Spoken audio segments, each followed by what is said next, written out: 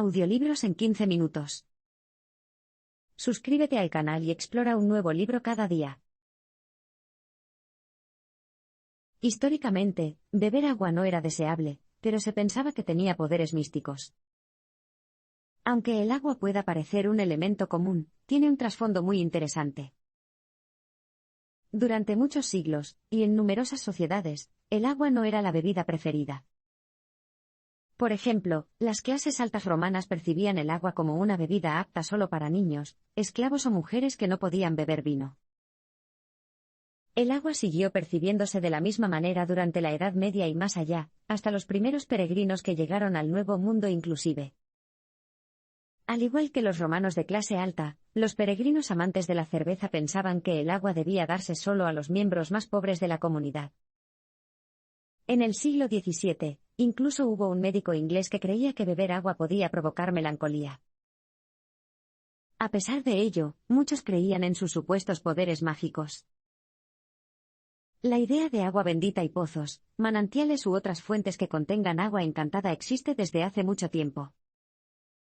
La fuente de la juventud, buscada por el explorador español del Nuevo Mundo del siglo XVI, Juan Ponce de León, es un ejemplo famoso. Es probable que la búsqueda de agua rejuvenecedora por parte de Ponce de León se viera reforzada después de su muerte, ya que casi todas las demás culturas cuentan historias muy similares. Según la mitología nórdica, el dios Odín buscó el agua transformadora que corre bajo Yggdrasil, un árbol sagrado que une todos los mundos. Otra historia similar proviene del mundo musulmán. En él, el consejero político de Alejandro Magno, Hyder, atraviesa la tierra de las tinieblas para encontrar un manantial que podría concederle la inmortalidad. Ya en el siglo XV, el juez Sir John Fortescue dijo que la única razón para beber agua era por devoción. En 1858, la hija de un molinero llamada Bernadette Soubirous aparentemente vio a la Virgen María 18 veces en un manantial de Lourdes, Francia. Años después de su muerte, Soubirous fue declarada santa en 1933 y, hasta el día de hoy, personas de todo el mundo viajan para probar el agua en Lourdes. Hoy se está haciendo un gran esfuerzo para garantizar el agua potable para el mañana. Si bien las nubes de lluvia dispersan el agua en diferentes áreas de la Tierra, nuestro planeta nunca genera agua nueva. Puede que te sorprenda, pero bebemos la misma agua que los dinosaurios. Como no tenemos nuevas fuentes de agua, algunas personas intentan proporcionarla a los necesitados, mientras que otras luchan por proteger lo que tienen. Un enorme 20% del agua dulce del mundo se encuentra en los grandes lagos entre Canadá y los Estados Unidos. En 1998, la empresa estadounidense Nova Group recibió una licencia de 5 años para transportar 600 millones de litros de agua desde el lago Superior a áreas de Asia que lo necesitaran. Sin embargo, los políticos aprovecharon esta buena acción, y aprovecharon la oportunidad para captar la atención de los medios y ganarse a los votantes. En consecuencia, entró en vigor el Pacto de Recursos Hídricos de la Cuenca de los Grandes Lagos y el río San Lorenzo, que prohibía a los 8 estados vecinos enviar grandes cantidades de agua de los Grandes Lagos. Un funcionario de Aguas de Nevada destacó lo ridículo de una población que representa solo el 14% del país, y controla una quinta parte del agua del planeta. Por otro lado, hay personas que buscan agua que no ha sido reclamada anteriormente. Una de esas fuentes son los icebergs que se encuentran en el Polo Norte. Se cree que estos trozos congelados de agua dulce contienen algunas de las aguas más limpias del mundo, razón por la cual la gente trata urgentemente de hacerse con un iceberg y obtener ganancias convirtiéndolo en agua potable. Es más, los investigadores llegaron incluso a sugerir que, en las condiciones adecuadas, es factible mover un iceberg de 7 millones de toneladas de Groenlandia a las Islas Canarias, y perder solo 3 millones de toneladas en el camino. Otras opciones para garantizar el suministro de agua son la desalinización, que consiste en convertir el agua salada en agua dulce, mejorar los centros de tratamiento que puedan reciclar las aguas residuales de manera segura, o construir más sistemas de agua dual, en los que un grifo se destina a beber y cocinar, y otro se utiliza para actividades como lavar el automóvil. Los romanos fueron los primeros en sistematizar y politizar el agua. Aunque las clases altas romanas preferían el vino, los romanos influyeron mucho en nuestra relación con el agua. Fueron los primeros en llevar agua a las casas particulares, y los gobiernos romanos fueron los primeros en dar agua gratis a su pueblo. El factor más impresionante fue la construcción de acueductos en la antigua Roma, hace más de 2000 años. El hecho de que algunos de estos sistemas de suministro de agua sigan en pie es un testimonio del ingenio romano. Los romanos tardaron más de 500 años en construir 11 acueductos, incluidos algunos de más de 50 millas, que transportaban un flujo constante de 30 millones de galones de agua dulce en un momento dado. El agua gratuita estaba contenida en cuencas públicas llamadas lacus. Para que el agua fluyera a su casa, tenía que pagar un impuesto e instalar una tubería para conectarse al acueducto. Se cree que los acueductos se introdujeron originalmente para abastecer a los baños, que eran populares en la ciudad, pero el tercer acueducto se construyó en el 144 a.C., principalmente para proporcionar agua potable. Bajo el primer emperador romano, Augusto, el número de lacus aumentó significativamente porque fue el primero en darse cuenta de que el agua podía politizarse. El reinado de Augusto marcó la transformación de la República Romana en el Imperio Romano, que es más o menos como pasar de la democracia a la dictadura. En un intento por evitar las revueltas, el emperador multiplicó el número de lacus en Roma, pasando de aproximadamente 90 a 600, hasta que se ubicaron cada 150 pies dentro de la ciudad. Estas estaciones públicas de agua estaban profusamente decoradas con las palabras Aqua nomine Caesaris, que significa agua en nombre de César.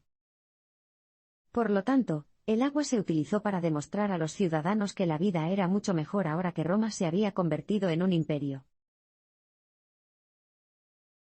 La relación entre el consumo de agua insalubre y las enfermedades no se descubrió hasta mediados del siglo XIX.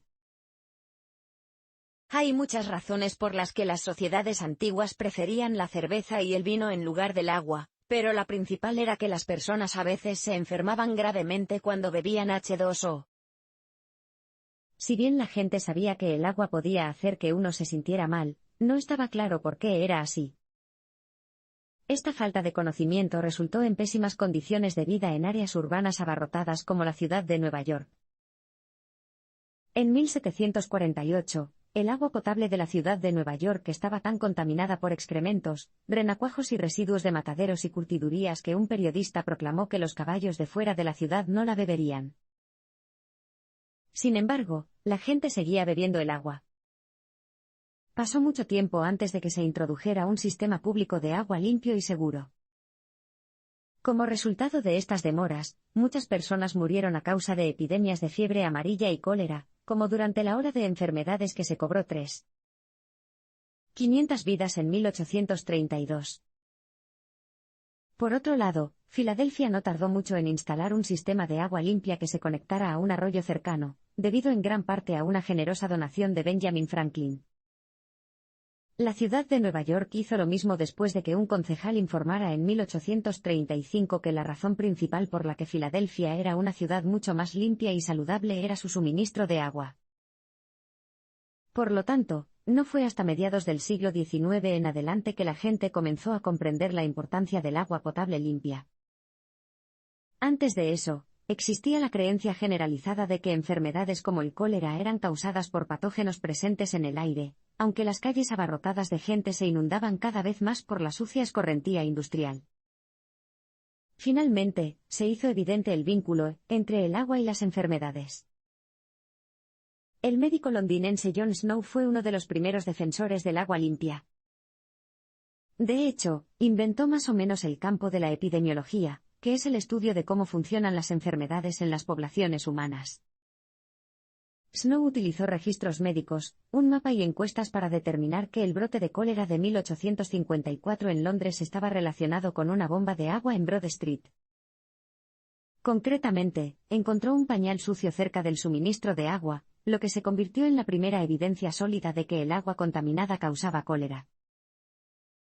Una vez que se reconoció la importancia de un drenaje y una limpieza adecuados, las ciudades comenzaron a implementar sistemas de alcantarillado efectivos, y a aumentar el suministro de agua limpia. Como resultado, la esperanza de vida se duplicó. No siempre es fácil encontrar una fuente de agua suficiente.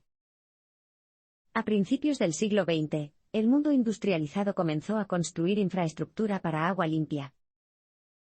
La demanda de agua potable había aumentado, y había mucha presión para encontrar nuevas fuentes. Esto fue especialmente difícil en la ciudad de Nueva York. Tras la llegada de los holandeses a Manhattan a mediados del siglo XVII, la única fuente de agua cercana era el Kalkhoek, un estanque de 7 acres que más tarde se llamó The Collect. En una carta al New York Evening Journal se describió que el estanque contenía un líquido abominable. Se conectó por primera vez a un sistema de agua construido a principios del siglo XIX por The Manhattan Company, que más tarde se convertiría en el exitoso Chase Manhattan Bank. El proyecto inicial de Kalkhoek, que se ejecutó con la menor cantidad de dinero posible, no tuvo éxito, ya que la gente se enfermó por consumir el agua. Finalmente, se instaló un nuevo sistema de agua, con 45 millas de tuberías tendidas para conectar la ciudad con las aguas arriba de Croton. Sin embargo, eso no fue suficiente para satisfacer la sed de la población, por lo que hubo que obtener más agua de Catskills y sus cuencas hidrográficas, que estaban ubicadas a 125 millas de distancia. Incluso hoy en día, de aquí proviene gran parte del agua de la ciudad de Nueva York. Ahora vayamos a Londres, donde la ciudad tenía un problema muy similar. Se podría pensar que un río que atraviesa tu ciudad significaría que el agua nunca escaseará. Pero al igual que el Collect, el Támesis del siglo XIX contenía agua contaminada. De hecho, en 1858, Londres acogió el Gran Hedor, cuando el Támesis estaba tan contaminado por residuos industriales que toda la ciudad se vio envuelta en un olor muy desagradable. Estaba tan mal que incluso el Parlamento anunció que iba a hacer un receso prolongado hasta que el olor se disipara. Gracias a los avances logrados por John Snow y otro partidario del agua limpia, el abogado Edwin Chadwick, los organismos gubernamentales finalmente se dieron cuenta de que tenían que detener el vertido de aguas residuales al Támesis. Después de eso, Londres nunca olió tan mal como a mediados del siglo XIX. Tratar el agua insalubre sigue siendo un desafío. Por eso hemos establecido que abastecerse de agua potable no es una tarea fácil. Pero eso es solo el principio. Después de eso, hay que tratarlo y asegurarse de que permanezca limpio durante toda su distribución. Contrariamente a lo esperado, las fuentes de agua dulce generalmente están sucias.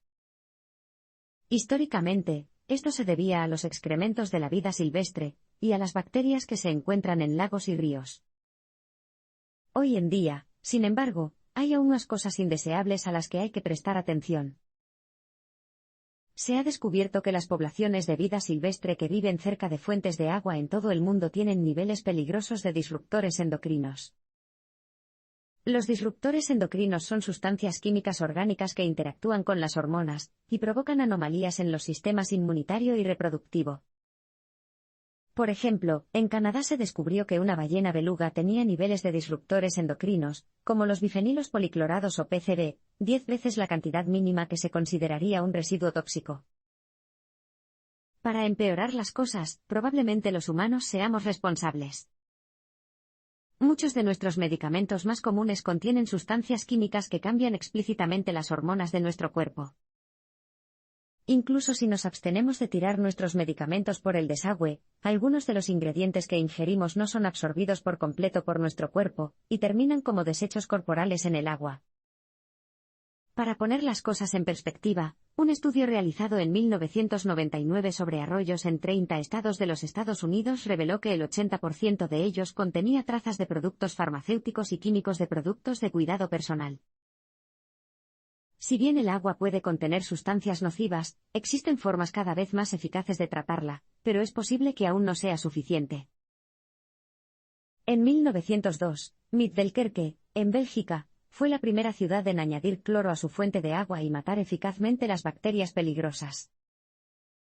Para 1941, se habían encontrado sistemas clorados en el 85% de los Estados Unidos. Hoy en día, tenemos sistemas de tratamiento de agua más avanzados que utilizan la exposición a los rayos ultravioleta. La pregunta es, ¿son suficientes estos métodos? Un estudio reciente sobre el agua potable en algunas ciudades de los Estados Unidos sugiere que tal vez no. La investigación reveló que el agua tratada suministrada a 40 millones de ciudadanos dio positivo en 56 fármacos diferentes o contenía trazas de sus subproductos. La distribución es probablemente la etapa más vulnerable de nuestro sistema de agua. En la película Batman Begins, el villano espantapájaros contamina las aguas de Gotham con una toxina mortal. La trama se basa en nuestra paranoia sobre alguien que está envenenando nuestros suministros de agua, un miedo que no es tan descabellado como se podría pensar. Hay 3 etapas principales del suministro de agua: abastecimiento, tratamiento y distribución. La última etapa suele incluir una instalación de almacenamiento, como una torre sobre el suelo o un centro de recolección subterráneo, que se conecta a los grifos individuales de un vecindario. También es la etapa en la que el agua es más susceptible a la contaminación. El 28 de marzo de 2006, se anunció que habían irrumpido en una torre de agua en Blackstone, Massachusetts. En consecuencia, hubo que purgar el agua de la ciudad y analizarla, un proceso que costó $40.000. Los culpables resultaron ser adolescentes que pensaron que sería divertido orinar en el suministro de agua. La broma, sin embargo, se vuelve más siniestra cuando te das cuenta de que solo se necesita la determinación de un adolescente aburrido para poner en peligro la seguridad y la salud de toda una ciudad. Otro caso trágico de agua contaminada ocurrió en Gideon, Missouri, en 1993, donde 7 personas murieron por intoxicación por salmonela porque las heces de los pájaros acabaron en el suministro de agua. Hay muchas instalaciones que protegen sus tanques de agua con elementos disuasorios para aves y otras medidas de protección elaboradas, pero otras no. En los Estados Unidos, las medidas de protección son limitadas, y los recursos varían mucho según el pueblo o la ciudad. Para ponerlo en cifras, hay más de 160.000 instalaciones conectadas por millones de millas de tuberías que manejan agua de más de 75.000 fuentes. La buena noticia es que el agua se somete a una serie de pruebas y controles antes de distribuirse. Además, si bien hoy en día se utilizan más de 60.000 productos químicos en los Estados Unidos, solo 91 de ellos se consideran contaminantes legalmente. Sin embargo, la eficacia de la Agencia de Protección Ambiental, que es responsable de garantizar la limpieza de nuestra agua potable, depende del liderazgo actual y de la asignación presupuestaria. Era de conocimiento general que la administración de Bush descuidó las medidas de seguridad del agua en su búsqueda de logros industriales. Conveniente, rentable y saludable, el agua embotellada se hizo popular a finales del siglo XX. En los Estados Unidos se abren más de 1.500 botellas de agua por segundo. Definitivamente, este no era el caso hace 40 años, cuando a quienes buscaban agua se les mostraba una manguera o un grifo. Hay 3 razones principales por las que el agua embotellada se ha convertido en una bebida tan popular. El gran auge del fitness en la década de 1970 provocó el auge del agua embotellada, y Perrier fue una de las primeras en presentar su producto como una alternativa saludable a los refrescos. La empresa tenía un enorme presupuesto de marketing, que alcanzó su punto máximo cuando patrocinaron la Maratón de Nueva York de 1979, en la que 6.000 participantes tenían la palabra Perrier estampada en el pecho. La segunda razón es la conveniencia. A principios de la década de 1980, Perrier desempeñó un papel decisivo en la promoción del agua embotellada como saludable y moderna, y no pasó mucho tiempo antes de que otras marcas entraran en la competencia. Luego, en la década de 1990, Pepsi y Coca-Cola habían introducido sus propias marcas de agua, Aquafina y Dasani, respectivamente, y el agua ya no se vendía en botellas grandes y voluminosas, sino en botellas de plástico de tamaño conveniente. La tercera razón, y bastante crucial, por la que el agua embotellada se ha vuelto tan popular es que es un mercado muy rentable. Ya sea que provenga de un manantial o de sistemas municipales, un alto margen de beneficio convierte fácilmente al agua embotellada en un producto con el mayor margen de beneficio. Con los $1,50 que se pagan por una botella de agua, empresas como Coca-Cola y Pepsi pueden comprar 1.000 galones de fuentes municipales para embotellarlos y revenderlos. En algunos restaurantes de alta gama, Incluso hay sommeliers de agua que le aconsejarán sobre la variedad más adecuada para complementar su comida. Puede parecer una locura para un estadounidense, pero los europeos pueden distinguir el sabor entre las diferentes marcas. Después de todo, el agua de manantial que se encuentra con la piedra caliza contiene más magnesio y calcio. Este tipo de minerales confieren a las aguas de manantial ciertos rasgos saludables y restauradores que han atraído mucha atención. Existen graves problemas ambientales y de salud relacionados con nuestros hábitos de consumo de agua. Dado el auge del agua embotellada, cabe plantearse una pregunta: ¿es más saludable que el agua que sale directamente de nuestros grifos? Lamentablemente, no hay una respuesta segura. Sin embargo, es probable que no sea tan saludable como cree. Dasani y Aquafina se someten a varias rondas de tratamiento, pero estas no se acercan al número de reglamentos y controles que se exigen al agua corriente del grifo. La Agencia de Protección Ambiental no tiene autoridad sobre la calidad del agua embotellada. Si bien sabemos que el agua del grifo de la ciudad de Nueva York se analiza 330.000 veces al año, desconocemos las pruebas a las que se somete el agua embotellada. Sean cuales sean las pruebas, los resultados no son alentadores. Estudios recientes realizados en Kansas y California descubrieron que diferentes marcas de agua embotellada contenían trazas nocivas de arsénico y plomo, entre otros. En Cleveland, se compararon 57 botellas con agua del grifo y, aunque se descubrió que 39 botellas eran más limpias que el agua del grifo, 15 tenían un nivel más alto de bacterias. Otra preocupación relacionada con la popularidad del agua embotellada es su impacto en el medio ambiente. Durante la década de 1970, se vendieron unos 300 millones de galones de agua embotellada. Si avanzamos rápidamente hasta el día de hoy, esa cifra se ha disparado hasta casi 9.000 millones al año, al igual que la cantidad de plástico necesaria para la producción. La vista de todas esas botellas de plástico es preocupante, pero la fabricación de plástico en sí misma requiere agua. Se necesitan de 3 a 4 litros de agua para crear una botella de plástico de 1 litro, y cada día se estima que 30 millones de botellas de agua terminan en la basura. Solo el estado de California es responsable de la eliminación de 1.000 millones de botellas cada año. El derecho humano al acceso al agua todavía se debate hoy en día.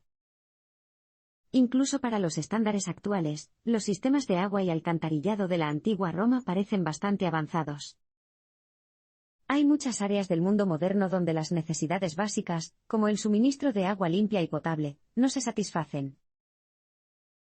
En 2002, el acceso al agua fue declarado un derecho humano básico en el Comité de Derechos Económicos, Sociales y Culturales de las Naciones Unidas. Se reconoció que era responsabilidad del gobierno proporcionar agua a sus ciudadanos para prevenir enfermedades y la deshidratación. Sería interesante observar que el Canadá, los Estados Unidos, el Japón y el Reino Unido se abstuvieron de votar a favor de la moción.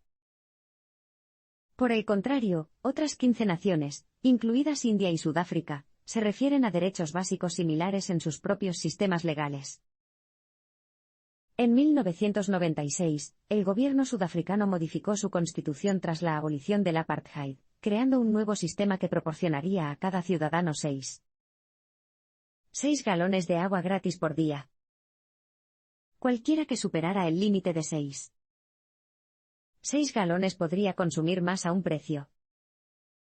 Se predijo que el dinero recaudado a los consumidores que superaran el límite sería suficiente para cubrir el costo del resto. Sin embargo, este no fue el caso. En realidad, era mucho más difícil cobrar el pago, y las tuberías defectuosas hacían que fuera casi imposible registrar con precisión el uso. Muchas personas pobres de todo el mundo no tienen acceso a suficiente agua. Esto se debe, en gran parte, a los altos costos que implica construir y mantener los sistemas de agua.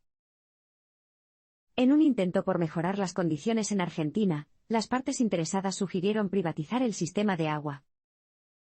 Un líder comunitario se opuso a esta idea, y afirmó que Dios da el agua como un regalo. Puede que sea cierto, respondió alguien, pero él no puso las tuberías. Pero no son solo las naciones pobres las que tienen dificultades para mantener y pagar los sistemas de agua. Los Estados Unidos tienen tuberías en uso que datan de mediados del siglo XIX. Aparentemente, una tubería se rompe cada 2 minutos, lo que equivale a 6.000 millones de galones de agua perdidos al día. De hecho, reparar la antigua infraestructura de agua costaría a los Estados Unidos unos 335.000 millones de dólares.